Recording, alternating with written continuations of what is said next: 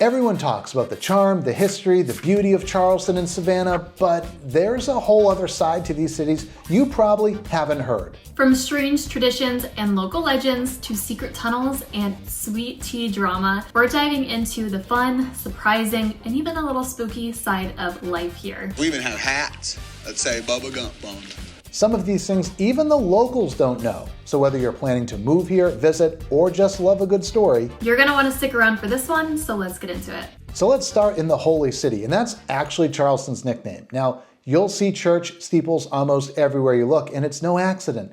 The skyline here is actually protected, which means there are no tall buildings downtown. It's all about preserving those steeple views. And while you're wandering around downtown, you'll probably snap a photo at Rainbow Row. But here's what most people don't know. Those colorful homes were once totally abandoned. They were falling apart, and it wasn't even until the 1930s that they were restored. And now, they're some of the most iconic spots in the city.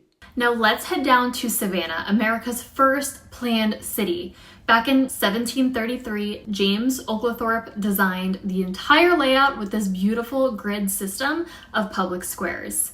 It's not just scenic, it was also built to keep the city walkable and even help with fire control. And then there's Florence Martis, aka the Waving Girl. From 1887 to 1931, she waved at every single ship entering the Savannah River. That's 44 years. She was hoping her long-lost love would return, and yes, there is a statue of her down on River Street. You can't talk about the South without sweet tea, and Charleston's got a pretty sweet claim to it.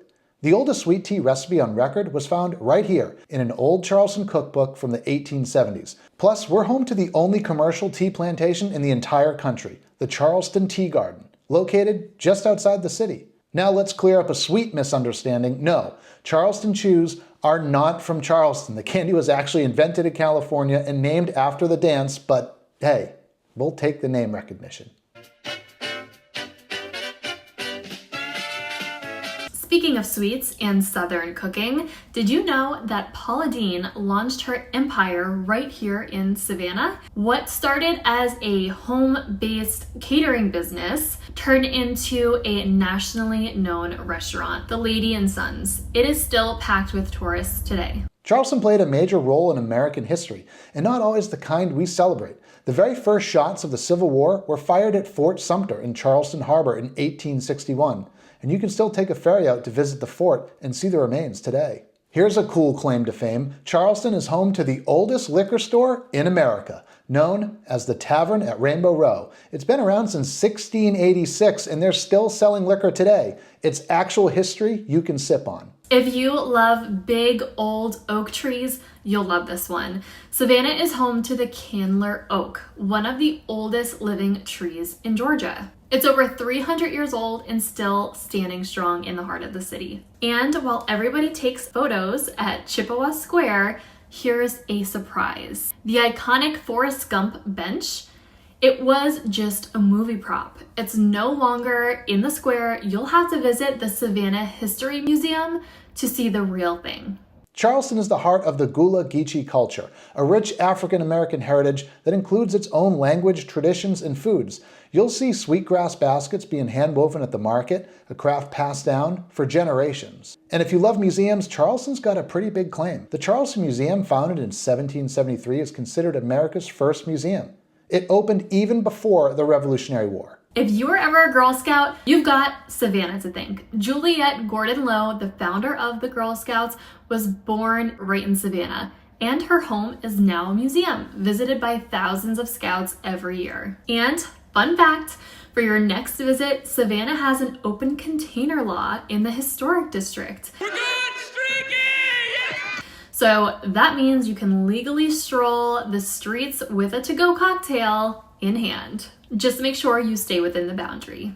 And when that massive earthquake hit Charleston in 1886, it didn't just shake up the city. It actually cracked the Morris Island lighthouse. And that damage, it's still visible today. It's a hauntingly beautiful reminder of Charleston's past. And if you spot pineapples everywhere, it's not just a trend, it's a tradition. In Charleston, the pineapple is a symbol of hospitality, going all the way back to colonial times. The pineapple fountain, total fan favorite. People don't always realize this, but Savannah is just about 20 minutes from the beach. Tybee Island is our quick version of a getaway vacation. So whether you want to paddleboard, grab seafood at the Crab Shack, or just relax in the sun, we've got you covered. And finally, Savannah has a spooky side.